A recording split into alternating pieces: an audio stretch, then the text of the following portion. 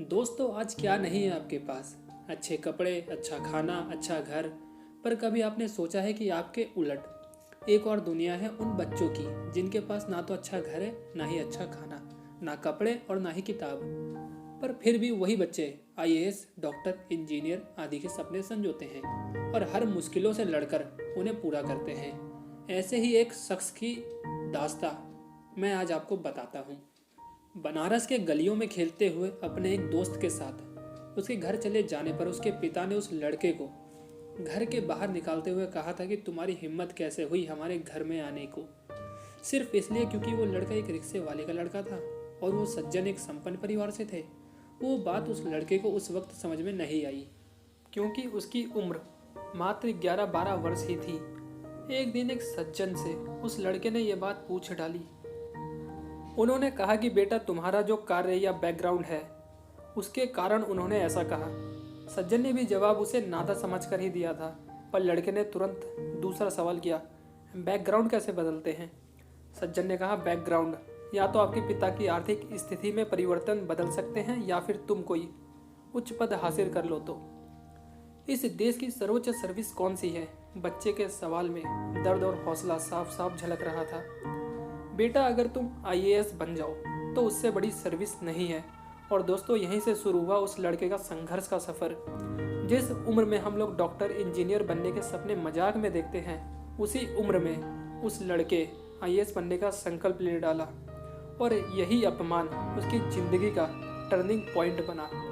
वो रिक्शे वाले का लड़का था गोविंद जायसवाल, जिन्होंने हिंदी माध्यम में सर्वोच्च अंक प्राप्त किए थे, वो भी पहले प्रयास में।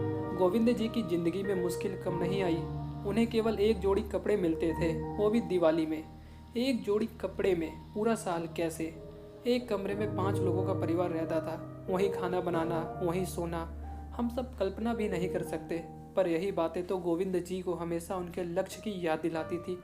उन्हें बहुत आगे जाना है। गोविंद जी की बड़ी दीदी जब पढ़ाई के लिए स्कूल जाती तो लोग ताने देते थे कि तुम्हें दूसरों के घर में बर्तन धोने चाहिए, जिससे 2 पैसे कमा लो, पढ़ लिख कर क्या करोगी? गोविंद से कहते कि कितने बड़े बनोगे तुम, 2 रिक्शा ज़्यादा खरीद लोगे, खुद भी चलाओगे और दूसरों से भी चलवाओगे। ये बात है गोविंद जी को बहुत अंदर तक जख्म दे जाती थी, पर वो कर भी क्या सकते थे? या तो उनसे लड़ें या फिर उसी ऊर्जा को अपने लक्ष्य पर लगा दें। गोविंद जी की पढ़ाई खत्म नहीं हुई। अब उसे दिल्ली जाना था, पर संघर्ष अभी भी उसी तरह था। पिताजी ने उसके खर्चे के लिए अपनी एक पुरानी जमीन बेच दी ताकि उनका बेटा ठीक से तैयारी कर सके। दिल्ली पहुंचकर भी गोविंद की मुश्किल कम नहीं हुई। एक बार तो गोविंद जी खाने का पैसा चुकाकर केवल 150 रुपये ही बचा पाए थे। उन पैसों से संभव नहीं था कि वो दोनों टाइम की चाय भी पी सके। अब पिताजी के पास कुछ भी नहीं था। आप खुद सोचिए, 150 रुपये आप कितने दिन चला सकते हो, वो भी दिल्ली जैसे शहर में। गोविंद जी ने अपना खाना आधा कर दिया, चाय भी बंद कर दी। कम खाने की वजह से बहुत बीमारियां हुई, वह बहुत कमज़ोर हो गए, पर सिर्फ शारीरिक रूप से। हौसलों से तो और ज़्यादा मजबूत होता जा रहा था। मुख्य परीक्षा पास करने के बाद अब इंटरव्यू के लिए अच्छी ड्रेस और जूते चाहिए थे। उन्हीं दिनों उनकी दीदी की तबीयत खराब थी और उन्हें चेकअप करना था, पर उन पैसों से उन्होंने गोविंद के इंटरव्यू की ड्रेस का इंतजाम दिया। सबने कहा कि आपको खतरा हो सकता है अगर इलाज नहीं हुआ तो। उन्होंने कहा 28 मई को रिजल्ट आएगा, तभी कर लूँगी। उनके इस विश्वास को गोविंद जी कभी नहीं तोड़ना चाहते थे। उसकी दूसरी दीदी, जो परिवार वालों से लड़कर उन्हें सपोर्ट करती थी, बहुत सारी उम्मीदें थी उन्हें अपने भाई से। उन उम्मीदों को गोविंद जी ने कभी नहीं तोड़ना चाहा।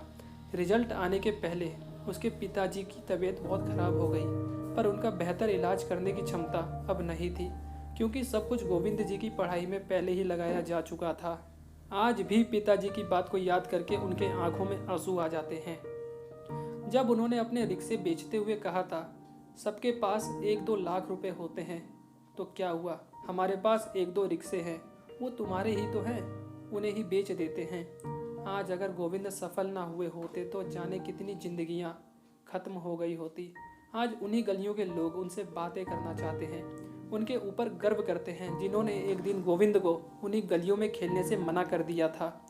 गोविंद जी अपनी सफलता के बारे में सिर्फ इतना कहते हैं कि अगर आप वास्तविक परिश्रम करो तो आज कोई भी चीज़ असंभव नहीं रह गई है। उनका कहना है, अभाव के प्रभाव से इंसान बहुत कुछ बन सकता है।